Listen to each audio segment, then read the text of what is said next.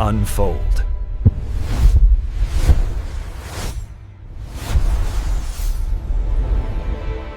자, 오늘은요, 불가능을 현실로 만들어버린 한 자동차의 정말 기적 같은 이야기를 한번 해볼까 합니다.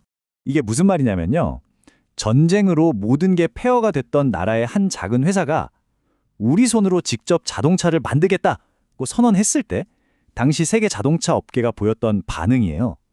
한마디로 말도 안 돼. 그건 기적을 바라는 거나 마찬가지야. 라며 비웃었던 거죠.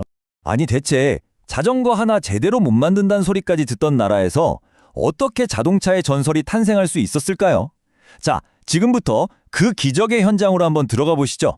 우선 이 꿈이 그 당시 얼마나 진짜 대담하고 어떻게 보면 좀 무모해 보이기까지 했는지 그 배경부터 좀 살펴볼게요. 보시면 1970년대 초반이잖아요. 우리나라 1인당 국민소득이 고작 350달러였습니다. 일본이 3,000달러, 미국이 6,000달러. 이건 비교 자체가 안 되는 수준이었죠. 이런 상황에서 우리 손으로 자동차를 만든다는 건 진짜 말 그대로 꿈 같은 이야기였던 거예요.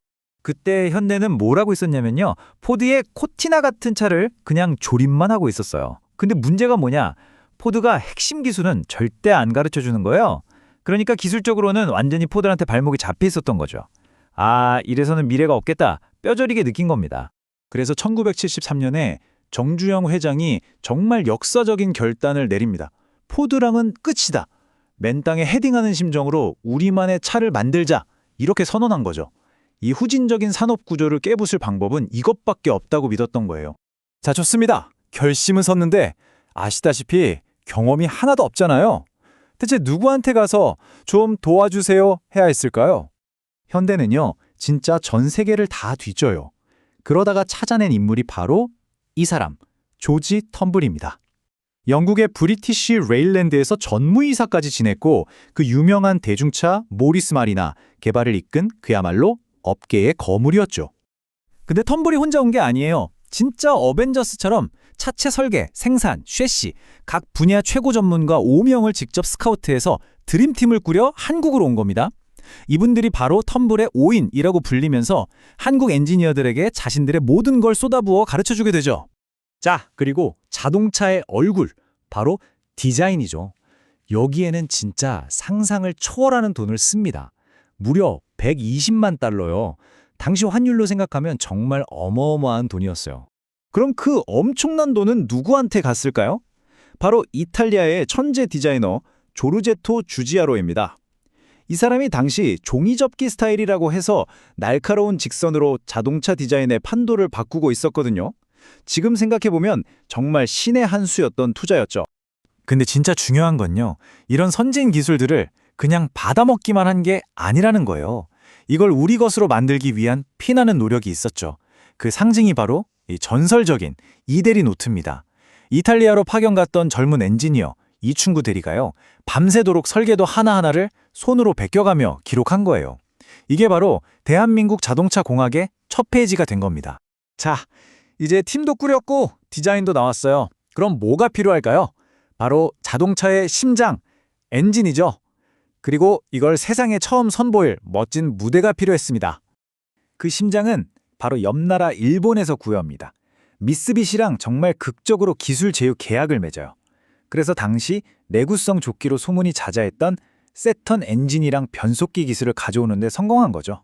그리고 마침내 1974년 10월 프로젝트를 시작한 지 겨우 1년 좀 넘었을 때예요. 현대가 이탈리아 토리노 모터쇼에 딱 나타나서 전 세계를 그냥 충격에 빠뜨립니다. 근데 여기서 진짜 재밌는, 어떻게 보면 아찔한 일이 벌어져요. 같은 모터쇼에 같은 디자이너 주지아로가 만든 또 하나의 자동차가 등장한 거예요. 바로 폭스바겐의 전설 골프. 둘 다 비슷한 중위접기 스타일이다 보니까 나란히 서 있는 걸 보고 현대 관계자들이 순간 시겁했던 거죠. 이거 표절이라고 오해받는 거 아니야? 하고요. 정말 아슬아슬한 순간이었습니다. 자, 이제 세계 무대 데뷔는 성공적으로 마쳤고 이 포니가 우리나라에 들어와서는 어떤 돌풍을 일으켰는지 한번 보시죠.